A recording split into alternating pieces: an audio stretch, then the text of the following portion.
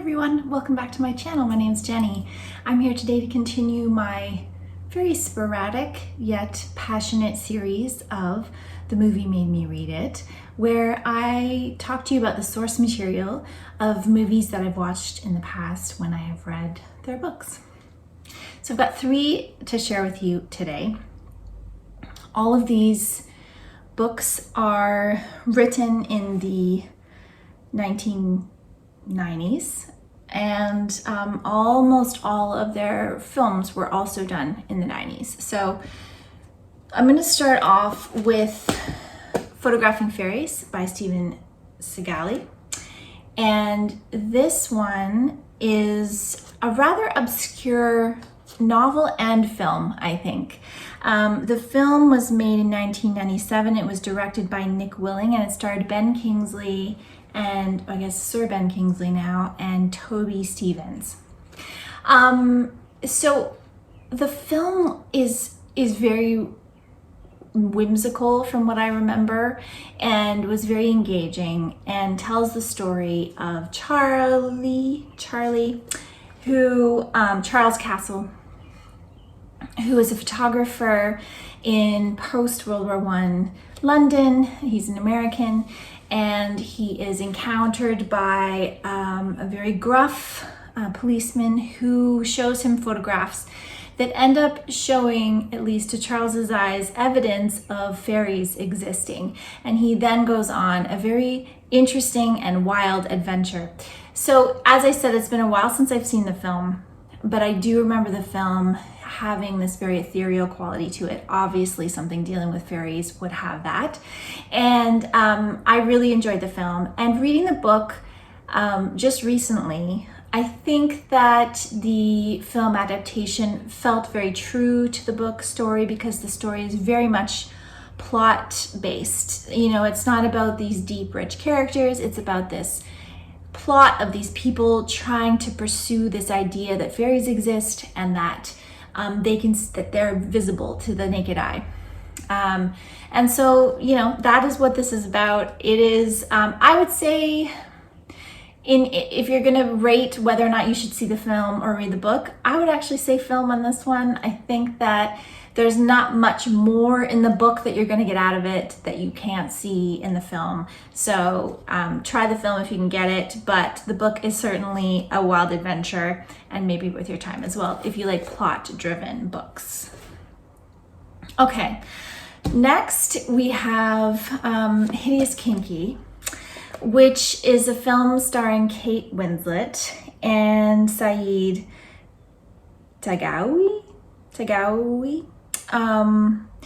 from 1999, and it was directed by Jill McKinnon, who is Scottish.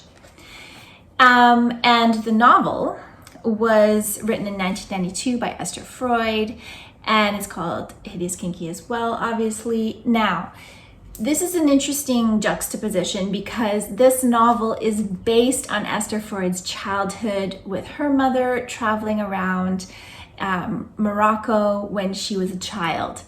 And so it's told from a child's perspective. It is an interesting travel story, but you have to think of the travel story in the context of a child telling you. So you're not really getting the adult details of the place the way you would if the story was being told by an adult. And so the film is one of my favorite films of all time. It is the film that Kate Winslet first did after the phenomena that was Titanic in the late 90s. And it's just, the film is able to convey the childhood perspective that is offered in this novel in a way that is more digestible, and you really see the story more through the mother's character. And for me, I think that enhances the story quite a bit. I think the magic and the whimsy of the story is very much more in the film than in the source material. I think that this is still an interesting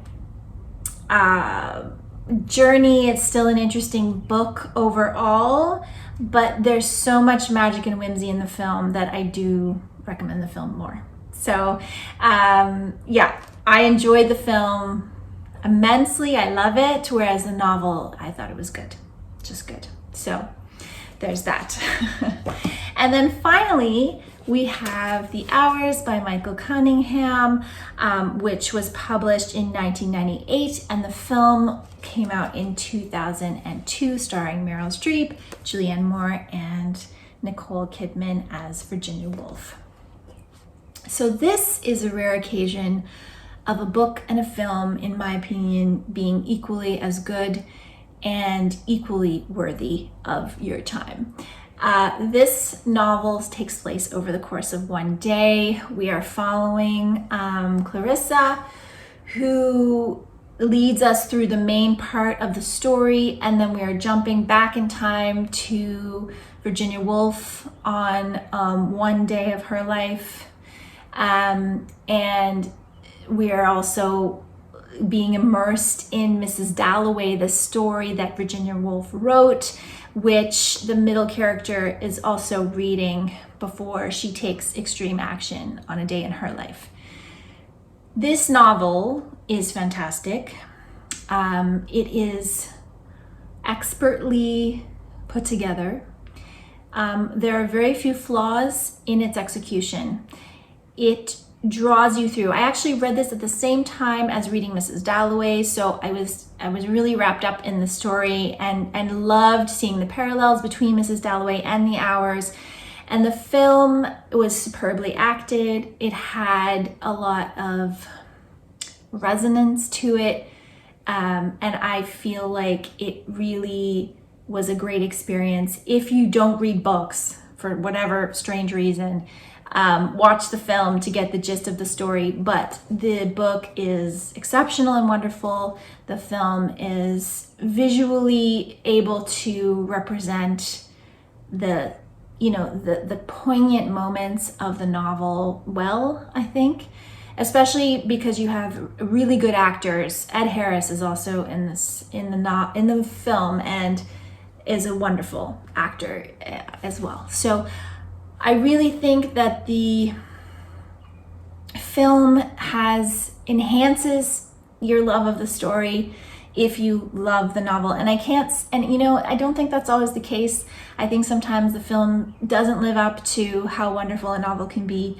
But in this case, with this novel, when you have multiple timelines, it's obviously a lot easier with multiple timelines to jump from character to character in a film than it is in a book.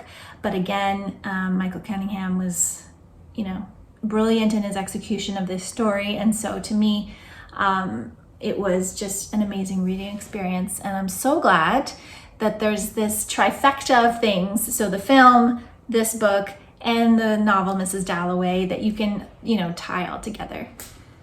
Yeah, so those were the 3 books for this edition of the movie Made Me Read It. And I want to thank you so much for watching, and I will be back again soon with another video.